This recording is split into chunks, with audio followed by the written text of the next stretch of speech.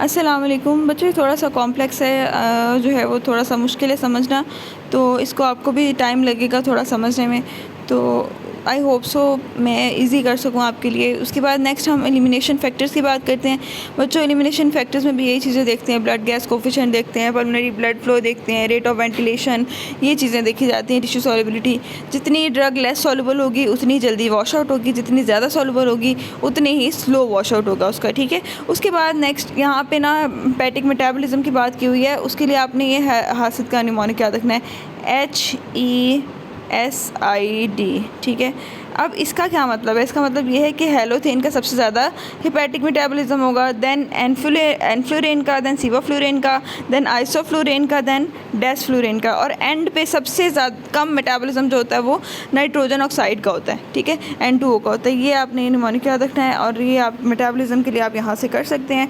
उसके बाद नेक्स्ट हम बात करते हैं इसके मैकेनिज्म ऑफ एक्शन की, कि किस लेवल पे एक्ट करती है कौन सी ड्रग, किस जगह पे एक्ट करती है, किन रिसेप्टर्स पे एक्ट करती है। तो आपने ये देखना है कि सबसे पहला तो इनका काम ये होता है कि इन्होंने आपके जो CNS न्यूरॉन्स होते हैं ना, उनके फायरिंग थ्रेशोल्ड को ज़्यादा कर देना है। जितना थ्रेशोल्ड बढ़ जाएगा, ठीक है, उतना ही देर से कोई न्यूरोट्रांसमीटर या नर्व इम्पल्स फायर करेगी या कोई न्यूरोट्रांसमिशन होगी, ठीक है, उतनी देर से होगी। और पोटेंसी जो है वो डिपेंड करती है लिपिड सॉल्युबिलिटी पे, जितनी ज़्यादा लिपिड सॉल्युबिलिटी होगी उतनी ज़्यादा उस ड्रग की पोटेंसी होगी, ठीक है। बच्चों, लिपिड सॉल्युबिलिटी की बात करें हम, नॉट वाटर सॉल्युबिलिटी, ठीक है। लिपिड सॉल्युबिलिटी, जो जितनी कोई चीज़ लिपिड में सॉल्युबल होती है ना, वाटर में उतनी ही इनसॉल्युबल होती है, ठीक है। यहाँ पे हम इनसॉल्युबल, वाटर इनसॉल्युबल यानी लेस वाटर सॉल्युबल की बात करें और लिपिड सॉल्युबल ज़्यादा हो, जो उसकी पोटेंसी उतनी ही ज़्यादा होगी, ठीक है। तो उसके बाद नेक्स्ट हमारे पास आता है कि इन्होंने एक्ट कहाँ पे करना है। बच्चों, सारे के सारे जनरल एनेस्थेटिक्स जो होते हैं ना, वो गाबा रिसेप्टर जो है ना, गाबा मीडिएटेड इनहिबिशन, उसको प्रमोट करते हैं, उसकी पोटेंशिएशन करवाते हैं, उसको ज़्यादा करवाते हैं। गाबा ने इनहिबिशन करानी है ना, तो हमारा भी यहाँ पे मकसद है कि नर्व ट्रांसमिशन को इनहिबिट करना है, उसकी इम्पल्सेस को कम करना है, ठीक है। अब वो एक्साइटेशन को कम करने के लिए गाबा है ना, तो गाबा की पोटेंशिएशन करवा देंगे तो हमारा मकसद पूरा हो जाएगा गाबा रिसेप्टर पे। अच्छा, लेकिन कीटामिन क्या करता है? कीटामिन बगावत कर जाता है। वो कहता है कि मैं गाबा को नहीं छेड़ूंगा, बल्कि वो क्या करेगा, वो एंटागोनिज्म करेगा ग्लूटामिक एसिड एक्शन की ऑन NMDA रिसेप्टर। बच्चों, ग्लूटामिक एसिड जो है ना, इसका एक्शन जो NMDA रिसेप्टर पे ये एक्साइटेटरी टाइप का है, ठीक है, जबकि गाबा वाला जो था वो इनहिबिटरी टाइप का था। तो अब अगर हम इसको इनहिबिट कर देंगे, इसको एंटागोनाइज कर देंगे, तभी हमारा जो है मकसद वो अचीव हो सकता है। ये कीटामिन जो है ना, वो वाहिद है जो गाबा वाली ट्रांसमिशन के अलावा इन रिसेप्टर्स पे एक्ट करती है, ठीक है। ये बात याद रखनी है, MCQs में पूछी जाती है। उसके बाद मोस्ट इनहेल्ड एनेस्थेटिक जो है ना, उनका एक और एक्शन भी होता है। वो क्या करते हैं, निकोटिनिक एसिटाइलकोलिन जो रिसेप्टर्स होते हैं ना आपके, उनको भी इनहिबिट कर देते हैं at moderate to high concentration, ठीक है, उनको भी इनहिबिट कर देते हैं साथ में। उसके अलावा उन्होंने कहा कि एक और भी इनहेल्ड एनेस्थेटिक का काम होता है कि वो स्टिकनिन रिसेप्टर्स पे एक्ट करते हैं। स्टिकनिन सेंसिटिव ग्लाइसिन रिसेप्टर्स होते हैं ना, वो उनके ऊपर भी एक्ट करते हैं, जो कि एक लाइगेंड गेटेड आयन चैनल होते हैं, उनके ऊपर भी एक्ट करते हैं, ठीक है। अच्छा, उसके बाद हम यहाँ पे बात करेंगे इनहेल्ड एनेस्थेटिक्स में। यहाँ पे आ जाए डायरेक्ट इस पे, मिनिमम एल्वेओलर कंसंट्रेशन मैक, ठीक है। ये बच्चों, पीछे एक मैक पढ़ा था हमने, मॉनिटर एनेस्थीसिया केयर। यहाँ पे एक मैक पढ़ रहे हैं, ये मैक जो है ना वो मिनिमम एल्वेओलर कंसंट्रेशन है। ये वो इनहेल्ड एनेस्थेटिक का लेवल है जिस पे बंदा पेन फ्री होता है, ठीक है।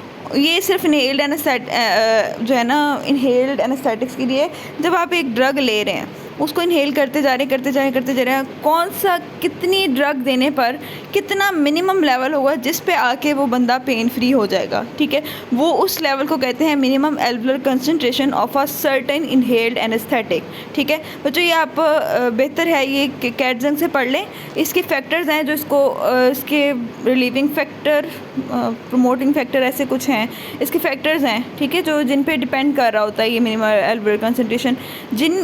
कुछ कंडीशंस होती हैं जिनमें मिनिमम एल्वेओलर कंसंट्रेशन ज़्यादा होती है कि हमें ज़्यादा ड्रग की इनहेल्ड एनेस्थेटिक की अमाउंट ज़्यादा करनी पड़ती है उस बंदे को पेन फ्री करने के लिए। वो मोस्टली उन लोगों में होता है जैसे ओल्ड पीपल हैं, ठीक है, उनके अंदर हमें कंसंट्रेशन अचीव करने के लिए ज़्यादा ड्रग देनी पड़ती है।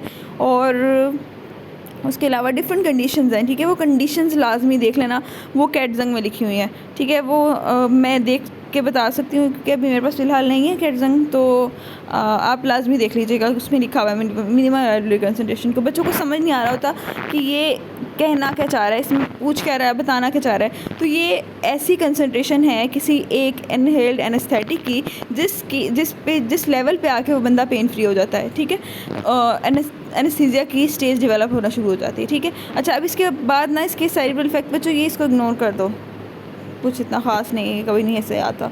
अच्छा, उसके बाद सीएनएस डिप्रेशन की स्टेजेस आ जाती हैं, उसके लेवल्स आते हैं। सबसे पहले जब एनेस्थीसिया देते हैं ना हम, तो उसमें सबसे पहली स्टेज आती है हमारे पास, वो उसके स्टेज 1 के अंदर एक एनाल्जेसिया की स्टेट होती है और एमनीजिया होता है, ठीक है, 2 चीज़ें आती हैं। पहली स्टेज 1 के अंदर क्या आता है, एनाल्जेसिया, और दूसरा एमनीजिया।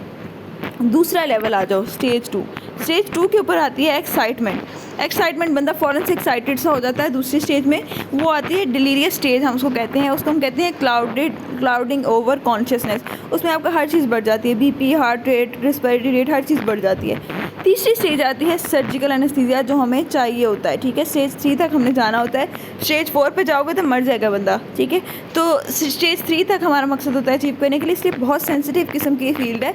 तो इसमें ज़रा से भी ज़्यादा हो जाए या एनेस्थीसिया ज़्यादा किसी को दे दिया तो वो स्टेज 4 पे जाकर उस बंदे की मेडलरी डिप्रेशन होकर डेथ हो सकती है। इसलिए स्टेज 3 पे हम सर्जिकल एनेस्थीसिया के लेवल पे आते हैं, जिस पे हम ऑपरेट वगैरह करते हैं। ये स्टेज 3 होती है, जिसमें हार्ट रेट थोड़ा कम हो जाता है, रेस्पिरेटरी रेट थोड़ा कम हो जाता है, बंदा अनकॉन्शियस हो जाता है, पेन फ्री हो जाता है, रिफ्लेक्सेस ख़त्म हो जाते हैं, कम हो जाते हैं। उसके बाद देन आती है आपकी स्टेज 4, ठीक है। ये नॉट अकर नॉर्मली ये नहीं होती, ये मेडलरी डिप्रेशन की स्टेज होती है, ठीक है। इसमें क्या होता है कि बंदे की डेथ हो जाती है क्योंकि रेस्पिरेटरी रेट और हार्ट रेट इस कदर स्लो हो जाते हैं कि वो बंदा मर जाता है। इसलिए जो है ना वो इसको बहुत लेवल पे मेंटेन रखना पड़ता है, इसकी कंसंट्रेशन बढ़ गई, स्टेज 4 पे बंदा चला गया तो गया, ठीक है, इसलिए बहुत सेंसिटिव किस्म की ये फील्ड है। अच्छा, उसके बाद नेक्स्ट हमारे पास इसके इफ़ेक्ट्स आते हैं। बच्चों, इफ़ेक्ट्स आपने ऑर्गन वाइज सिस्टम वाइज याद रखने हैं। इसके सीवीएस वाले इफ़ेक्ट हैं जो हार्ट वगैरह के ऊपर, ठीक है, कार्डियोवास्कुलर सिस्टम पे इफेक्ट है। दैन इसके रेस्पिरेटरी सिस्टम पे इफेक्ट हैं, ठीक है। तीसरे इसके आते हैं रीनल इफ़ेक्ट, ठीक है। चौथे आते हैं इसके हिपैटिक इफ़ेक्ट, ठीक है। चारों को बारी बारी डिस्कस करेंगे। सबसे पहले हम कार्डियोवास्कुलर इफ़ेक्ट्स के बारे में बात करेंगे। कार्डियोवास्कुलर इफ़ेक्ट में इन्होंने ये कार्डिक डिप्रेसेंट्स हैं कुछ, ठीक है, ये आपने याद रखना है हैन से। Hen H for halothane, E for enflurane और N फॉर नाइट्रोजन ऑक्साइड, ठीक है, ये तीनों जो हैं वो कार्डिक डिप्रेसेंट्स हैं। उसके बाद वेजोडाइलेटेशन आपकी सिड करवाते हैं। सिड में सीवोफ्लोरेन, आइसोफ्लोरेन और डेसफ्लोरेन। उसके बाद हार्ट रेट को इंक्रीज़ कौन कौन से कराते हैं, उसमें ID आते हैं, यही आइसोफ्लोरेन और डेसफ्लोरेन। बच्चों, यहाँ पे आपको लग रहा होगा कि हार्ट रेट ज़्यादा भी करा रहे हैं और वेजोडाइलेटेशन भी करा रहे हैं। बच्चों, ये इनका थोड़ा पैराडॉक्सिकल किस्म का इफ़ेक्ट है कि वेजोडाइलेटेशन भी कराते हैं और हार्ट रेट को भी इंक्रीज़ कराते हैं, क्योंकि टिपिकली हार्ट की स्पेसिफिक ड्रग्स नहीं है इनकी।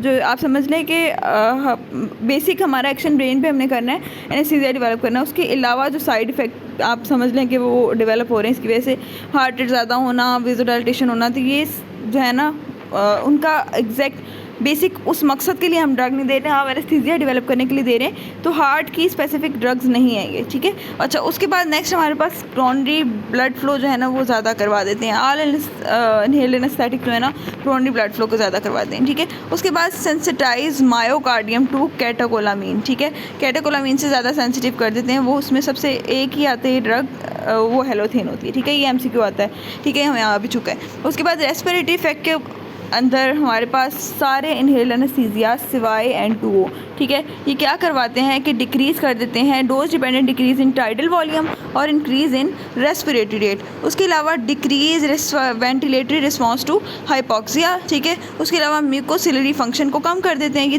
तीन फंक्शंस होते हैं इसके।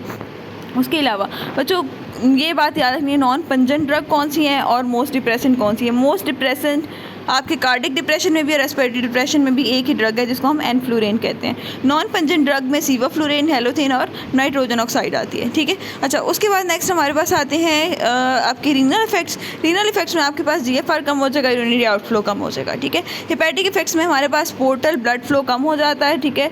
लिवर एंजाइम्स का लेवल चेंज हो जाता है, ठीक है। अब नॉर्मल लिवर एंजाइम्स बढ़ जाते हैं, ठीक है, उनका लेवल बढ़ जाता है कुछ का, ठीक है। उसके अलावा smooth muscles, uterine smooth muscle relaxant होते हैं। ये जो है ना एक अलग से आप समझ लें इफेक्ट्स होता है हेपेटिक इफेक्ट्स के अलावा, ठीक है। यूट्राइन स्मूथ मसल्स की रिलैक्सेशन भी करवा देते हैं, ठीक है। उसके बाद नेक्स्ट हमारे इसके अंदर एडवर्स इफेक्ट्स आते हैं। एडवर्स इफेक्ट्स में बच्चों कुछ एक्यूट हैं, कुछ क्रॉनिक हैं, ये हम नेक्स्ट पार्ट में करते हैं।